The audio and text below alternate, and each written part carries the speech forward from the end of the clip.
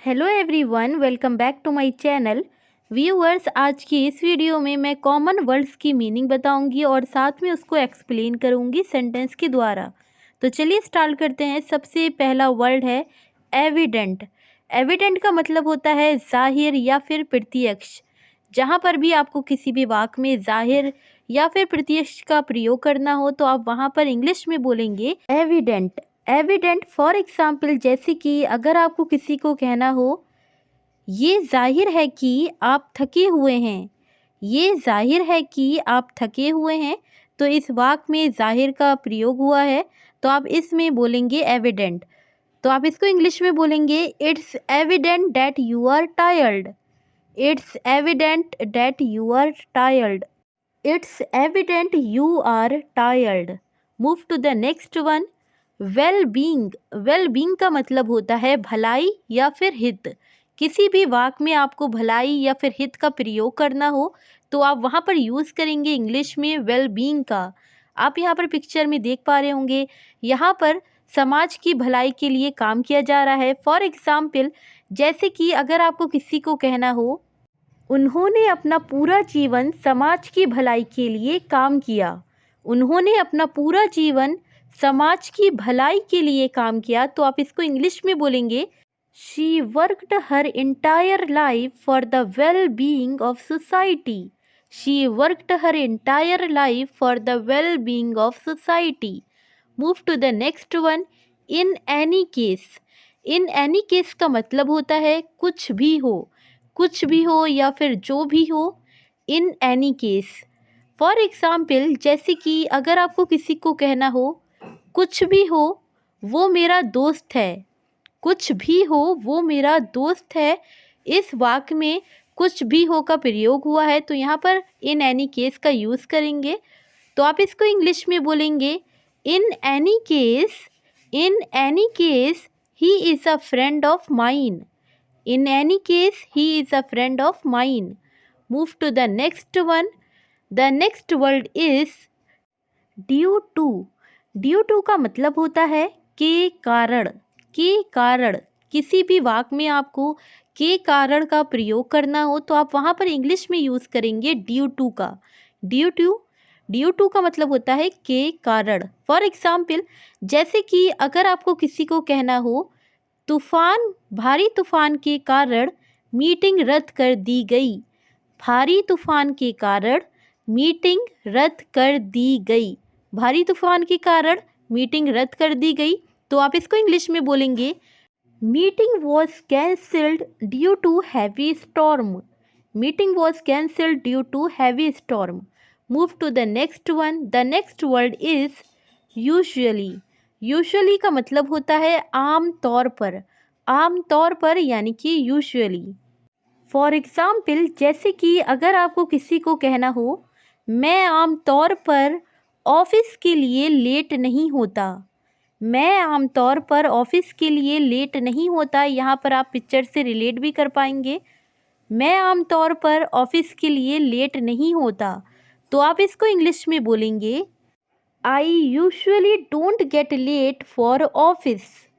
I usually don't get late for office. मैं आमतौर पर ऑफिस के लिए लेट नहीं होता। I usually don't get late for office. Move to the next one. The next word is thoroughly. thoroughly का मतलब होता है पूरी तरह से। पूरी तरह से। किसी भी वाक्य में आपको पूरी तरह से का प्रयोग करना हो तो आप वहाँ पर इंग्लिश में यूज़ करेंगे thoroughly का। फॉर एग्ज़ाम्पल, जैसे कि अगर आपको किसी को कहना हो मैं आपके काम से पूरी तरह असंतुष्ट हूँ। मैं आपके काम से पूरी तरह असंतुष्ट हूँ, तो आप यहाँ पर यूज़ करेंगे thoroughly का। तो आप इसको इंग्लिश में बोलेंगे I am thoroughly dissatisfied with your work. Move to the next one. The next is as of now. As of now का मतलब होता है अभी तक। अभी तक। किसी भी वाक्य में आपको अभी तक का प्रयोग करना हो तो आप वहाँ पर इंग्लिश में यूज़ करेंगे as of now का। फॉर एग्ज़ाम्पल, जैसे कि अगर आपको किसी को कहना हो तुमने मेरा काम अभी तक नहीं किया। तुमने मेरा काम अभी तक नहीं किया, तो इस वाक्य में अभी तक का प्रयोग हुआ है, तो आप यहाँ पर यूज़ करेंगे एज ऑफ नाउ का, एज ऑफ नाउ। तो आप इसको इंग्लिश में बोलेंगे, you didn't do my work as of now, you didn't do my work as of now, you didn't do my work as of now. Move to the next one. The next word is either. Either का मतलब होता है दो में से कोई एक। दो में से कोई एक का आपको प्रयोग करना हो तो आप वहाँ पर यूज़ करेंगे आइदर का। दो में से कोई एक, तो आप वहाँ पर कहेंगे आइदर। फॉर एग्ज़ाम्पल, जैसे कि अगर आपको किसी को कहना हो दोनों में से कोई एक भाग्यशाली है, दोनों में से कोई एक भाग्यशाली है, तो यहाँ पर आप यूज़ करेंगे आइदर का। तो आप इसको इंग्लिश में बोलेंगे, either of them is lucky. Either of them is lucky, यहाँ पर मिसप्रिंट है, लकी होगा, not like. Move to the next one, neither. Neither का मतलब होता है दो में से कोई नहीं। कहीं पर भी आपको दो में से कोई नहीं का प्रयोग करना हो तो आप वहाँ पर यूज़ करेंगे नाइदर का। नाइदर यानी कि दो में से कोई नहीं, दो में से कोई नहीं, नाइदर। फॉर एग्ज़ाम्पल, जैसे कि अगर आपको किसी को कहना हो इन दोनों में से कोई भी फूल लाल नहीं है, इन दोनों में से कोई भी फूल लाल नहीं है। यहाँ पर आप पिक्चर से रिलेट भी कर पा रहे होंगे, ये दोनों में से कोई भी एक रेड नहीं है, तो यहाँ पर नाइदर का यूज़ करेंगे। इन दोनों में से कोई भी फूल लाल नहीं है, तो आप इसको इंग्लिश में बोलेंगे, neither of these two flowers is red, neither of these two flowers is red. Move to the next one.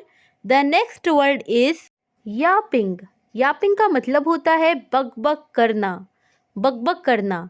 जहाँ पर भी आपको किसी भी वाक्य में बकबक करना का प्रयोग करना हो तो वहाँ पर आप इंग्लिश में यूज़ करेंगे यापिंग का।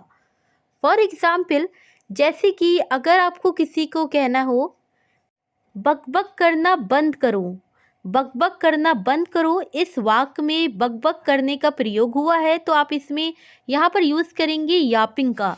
तो आप इसको इंग्लिश में बोलेंगे, स्टॉप यापिंग, स्टॉप यापिंग। बकबक करना बंद करो, स्टॉप यापिंग। यापिंग यानी कि बकबक करना या फिर चिल्लाना, बकबक करना बंद करो, स्टॉप यापिंग। आज की वीडियो में इतना ही। If you think it's useful, so don't forget to like, share and subscribe to this channel. Thank you.